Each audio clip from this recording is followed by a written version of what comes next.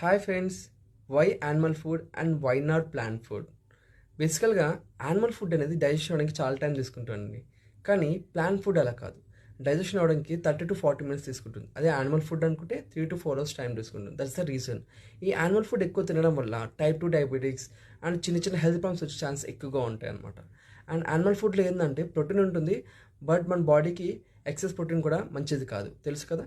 And ఈ plant based ఫుడ్లో ఏంటంటే ప్రోటీన్ కూడా దొరుకుతుంది, ఫైబర్ కూడా దొరుకుతుంది, మంచి విటమిన్స్ అండ్ మినరల్స్ దొరుకుతాయి కాబట్టి చాలా మంచిది.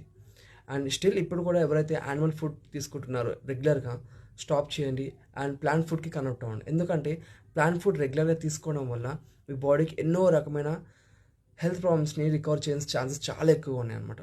అండ్ దయచేసి స్టిల్ ఇంకెవరైతే ప్లాంట్ ఫుడ్ తీసుకుంటున్నారో తీసుకోండి. స్టిల్ ఇంకెవరైతే యానిమల్ ఫుడ్ తీసుకుంటున్నారో స్టాప్ చేసి ప్లాంట్ ఫుడ్ తీసుకోవడానికి ట్రై చేయండి. Thank you. Have nice day.